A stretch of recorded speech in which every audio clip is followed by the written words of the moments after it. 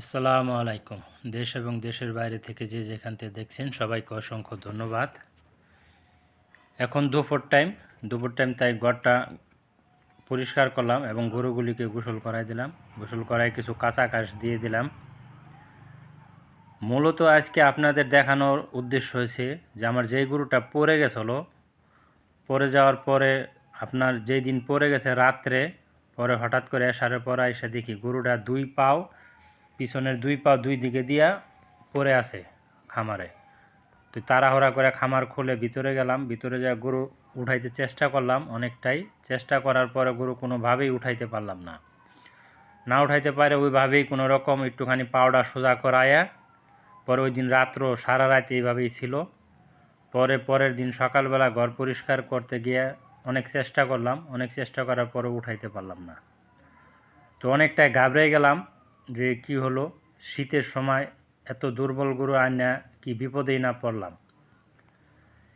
এখন পরের দিন আপনার দুপুরবেলায় যখন গরু আবার গোসল করাইতে গেছি যখনকে শরীরে পানি দিছি, পানি দেওয়ার পর ওঠার চেষ্টা করার পরে আমি পিছনে অর্থে হেল্প করার পরে গরুটা মনে করেন উঠে দাঁড়াইছে।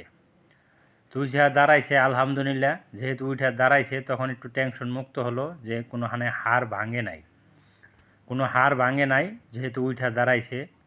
তো ঘাস দিলাম, কিছু ঘাস খাইলো, দানা পানি দিলাম, কিছু খাইলো আলহামদুলিল্লাহ। তো গরুটা পড়ে গেল। এখন আমি চিন্তা করলাম যে গরুটা পড়ে গেল অবশ্যই কোনোখানে ব্যথা পাইছে। তো পড়ে যাওয়ার পরে আমি এটার কী চিকিৎসা দিলাম, আপনার AD3 10 সিসি দিয়ে দিছিলাম, ক্যাটাফক্স দিয়ে দিছিলাম 20 সিসি।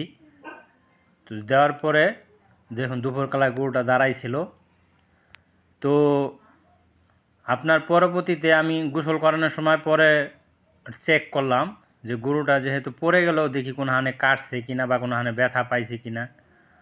পরে দেখেন আমি গরুটা হাটেরতে আনছি, ওই সময় আগের থেকে এটা অসুস্থ ছিল, কিন্তু ব্যাপারীরা আনছে, ওরা মনে করেন অনেক সুই ঠুই দিয়ে আনছে। তো এই জায়গায় দেখলাম আপনার এই রানের এই জায়গায় দেখেন ওই যেখানে আমি লাগাইতেছি ওই জায়গাটায় এত বড় একটা দবলা ধরে আসিল। তো দবলা ধরে আসিল, পার নিচে দেখলাম যে অনেকখানি জায়গায় এরকম ঘা হয়ে গেছে। তো পরবর্তীতে আমি মনে করেন ওইটার 3 দিন ধরে আপনার গরম বালু করে ওই জায়গায় সেক দিছি। সেক দেওয়ার পরে যে দবলাটা ছিল, দবলাটা পেকে গেছে। পেকে যাওয়ার পরে ওটারে মনে করেন পরিষ্কার করতেছি। পেকে যাওয়ার পরে ভালো করে পানি দিয়ে পরিষ্কার করে আপনি এই যে এখন দেখেন আপনার হেক্সোসল দিয়ে আমি ডিসিং করে দিছি। হেক্সোসল দিছি, তারপরে বায়োডিন দিছি, বায়োডিন দিয়ে সুন্দর করে ডিসিং করছি।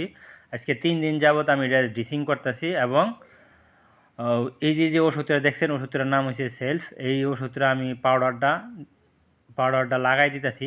তো আলহামদুলিল্লাহ এখন গরুটা অনেকটাই সুস্থ এবং খাওয়া দাওয়া একেবারে স্বাভাবিক আছে, মানে খাওয়া দাওয়ার কোনো ট্রাবল নাই। তবে খাওয়া দাওয়ার একটুখানি সমস্যা ছিল। তারপরে আপনার বায়োলাক্স আনছিলাম, 4টা বায়োলাক্স খাওয়াই দিছি। এখন খাওয়া দাওয়া সম্পূর্ণ ক্লিয়ার আলহামদুলিল্লাহ। এখন আর উঠাইতে হয় না ধরে, এখন ওই নিজেই উঠতে পারে, নিজেই চলতে পারে। সমস্যা নাইকে দোয়া করবেন গরুটা যেন অতি তাড়াতাড়ি সুস্থ হয়ে যায় এবং ওর আগের স্বাভাবিক পর্যায়ে যেন ফিরে আসে, এই জন্য দোয়া করবেন। আসসালামু আলাইকুম। সবাই ভালো থাকবেন, সুস্থ থাকবেন, আর আমার জন্য দোয়া করবেন, আর আমার চ্যানেলটা সাবস্ক্রাইব করে দিয়ে আমার পাশে থাকবেন, আমাকে উৎসাহ দেবেন। এই যে দেখেন গরুটা এখন পুরাপুরি সুস্থ আছে এবং পুরাপুরি দাঁড়ায় খাওয়া খাদ্য খায়, একাই উঠে একাই চলে। আসসালামু আলাইকুম।